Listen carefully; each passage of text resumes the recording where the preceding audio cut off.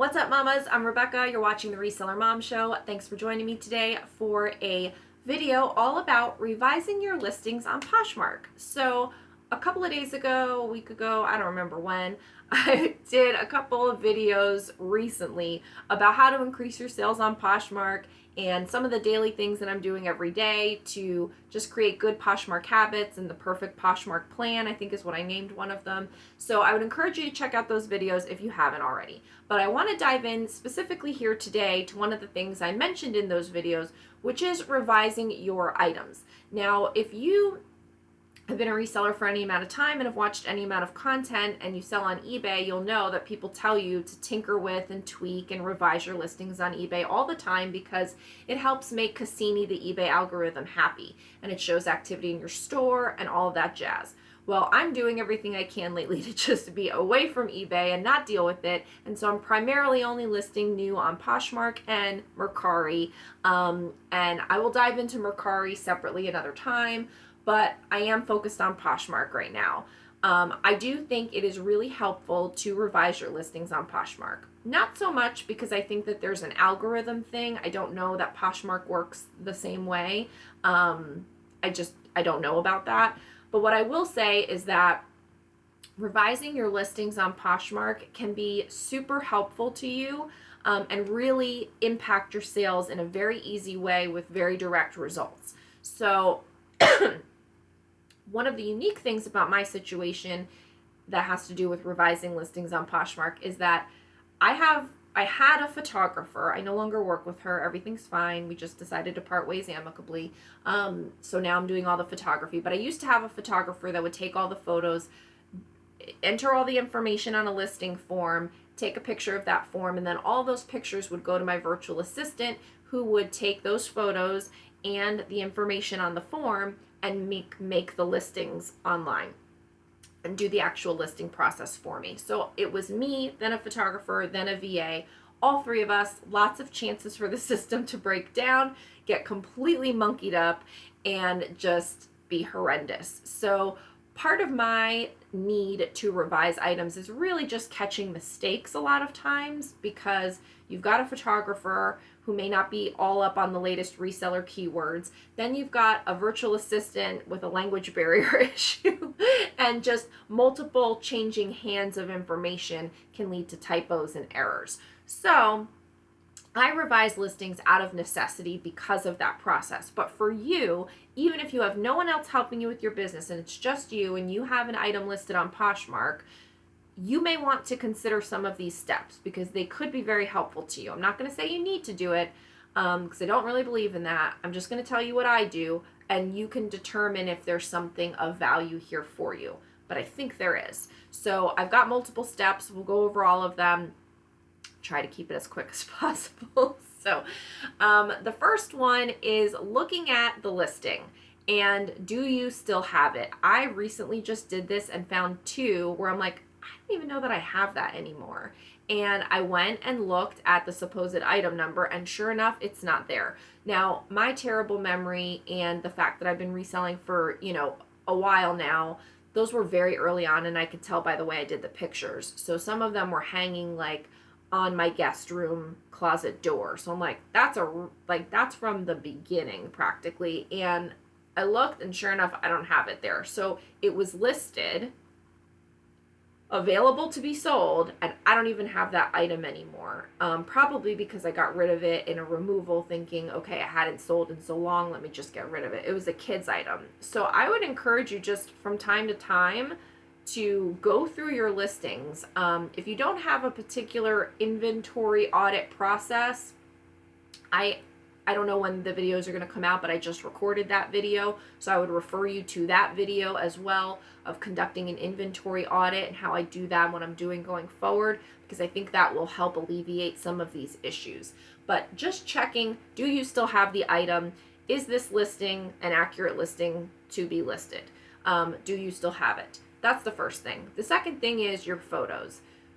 In the closet reviews that I've done, and just in general, we all know that photos are important. And I've talked about some of my tips for photos, so if you haven't seen any of those, and I'm hoping to do some more closet reviews soon. I did a few free ones a while back. I may do a few more free ones, and I do have the ability for you to purchase a closet review on my Etsy store. So that's all linked down below. Check out the Etsy store, purchase a closet review. I'll do a video for you and give you a summary of information. But if you want to see the ones I've already done, I did a lot of, information about how I think the photos should look. And basically, look at your photos. So when you're revising a listing, look at your photos. Are those photos up to par? Maybe it was an old listing and now you've learned a few things and you've changed your system. And is it worth going back and retaking those photos? Is it worth taking a couple of extra photos? Maybe you only took one photo and now you want to add a few extra photos of the details or the tags. So is there anything with the photos that you can change? Can you edit the photos? Can you use an app like PicTapGo, or people use like Snapseed and so many other things? Can you edit the photo quickly and easily instead of retaking the photo to make it look better? So do you have the listing? What's going on with the photos? Can you improve the photos? The next thing is the title. Is the title good? And that could range from all sorts of people. I mean, and it's different for eBay and Poshmark, of course, and Mercari, they all have different characters. But for me, it's like, what is the brand? What is the actual item, a top, a skirt, or whatever? What sort of fit or detail? What is it called? Is it a shift dress? Is it a maxi skirt? That kind of thing. Any other details like, cold shoulder, split neck, 3/4 sleeve, whatever thing. And then color perhaps, and then the size, and then I include my item number at the end. So maybe, again, it's an old listing, you weren't doing such a detailed description for a detailed title. You may want to go back and beef up your titles of older listings. Maybe you've discovered a new keyword, and now you know that this kind of shirt is not just a striped shirt, but it's a rugby striped shirt. Maybe you just learned about a new fabric or print or whatever. You just realize that you should start saying knit in things.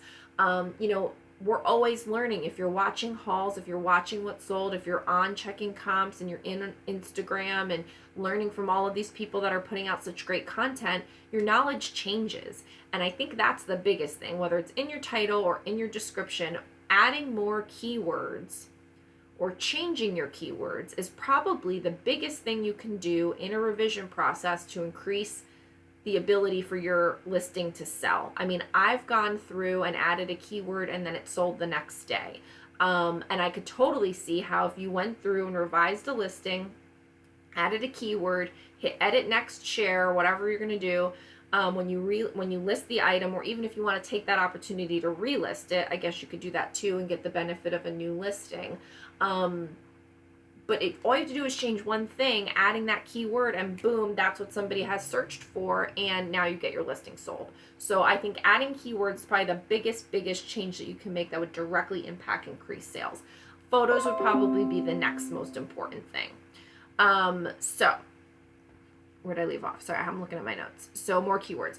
Spelling errors. I think this could also impact. I've seen it a number of times with my listings, whether I've typed it or whether my VA has typed it. Though I will say my VA makes a little bit more spelling errors than I do. And again, I don't know if it's like a language barrier thing or she's just going so fast, but she makes a lot of spell. Not a lot, but there's been a good amount. I just found one the other day and it said like golf buttons when it should say gold buttons. So, yes. So I would say look for spelling errors, of course. And then measurements. This happens with me more so because I write the measurements on a form, and then my VA I know has a template that she uses. Like in Excel, she enters the numbers and then that spits out like a template with words, like a mail merge kind of thing, if you're familiar with that. And so sometimes she'll input it in the wrong cell in her spreadsheet, and that therefore makes the words wrong when she spits it out into the template of what the listing is going to look like. For example, if you do shorts versus a top, on a top I do armpit to armpit and length, and then for a skirt I do waist across laying flat and length, sometimes hips. And so she puts the number in the wrong part of the spreadsheet, for a top, it's going to say waist across laying flat, even though it should say armpit to armpit, if that makes sense. So that's usually what I'm checking for, is that she mixes up the measurements and the words to describe those measurements appropriately. For you, it could just be a typo, like it's a size large and somehow you wrote 67 inches from armpit to armpit when it should have been 17 or something like that. So, I mean, just checking your measurements and making sure that the measurements make sense. Do you have measurements? Maybe you should add another measurement. There was a time where I never did the hips measurement. I just did armpit to armpit and length for a dress. I didn't do waist. I didn't do hips. I'm actually considering doing hips for some pants now because I've had people ask. That might be something that I change. So maybe you want to add more measurements to make that listing more attractive. Another thing is comments. Most of the time, especially since Poshmark has made filters, I guess, on the notifications where you can just look at your comments, you can just look at your offers. Comments don't get as lost now, but even still, sometimes comments get lost because you look at it, you put your phone down, you don't answer it, the kids bug you, whatever, and so you don't answer a comment. So if you're revising a listing, check the comments because you never know. There could be a comment in there with a question from someone that maybe if you answered it, the item would sell. And it's a good reminder, like maybe somebody asked you something 2 weeks ago, but they forgot to like the item, but they asked the question, you never answered it, now you answer it, and all of a sudden they buy it. You just never know. I mean, it can't hurt, and it is good customer service to answer your comments. So I would say if you're already revising your listing, you're already open to it, you're already looking at it, go ahead and check the comments. The next thing is just kind of doing like an overall market awareness or like checking the comps basically. So you've made this item listing. You could have done it a year ago, 6 months ago, yesterday, today, whenever. And all throughout that time, you may or may not have checked comps. Comps may or may not have changed. And so this is a time where you can recalibrate your listing with respect to the market. So if you're already in there, you're checking your title, you're looking at the photos, you're adding some more keywords in your description, blah, blah, blah, go ahead and open up another window and do a quick search. And do a quick search in Poshmark for whatever you would call that item. So if you have a red solid maxi skirt, search for that and see what comes up. Are there a lot of red solid maxi skirts available? Does yours look good in comparison to those? Are they using any keywords that maybe you can add to yours? Check then also the solds and also the price. What are they listed for? Then check the solds. What are they selling for? What are some keywords in those listings on the items that have sold that you could add to your listing?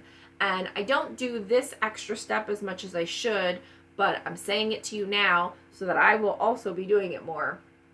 Rechecking comps sometime after you checked comps initially can help you with repricing, can help you with adding more keywords, can just help you see what's going on in the market, also make future buying decisions. So I think that rechecking comps is almost just as helpful as checking comps in the beginning. Now, if you've watched my channel for some time, you'll know I don't really check comps in the beginning. One, because I don't want to bottleneck myself on getting listings up. So because I had a photographer and I have a VA listing for me, most of the time I'm just approving drafts. I'm going in, the draft is there, I might set a quick price and go ahead and make it live. I give it a quick once over, but I'm not really getting in there and looking at it because I don't want to waste time. Often, I will do this quick activation process where I'm just getting the listings up.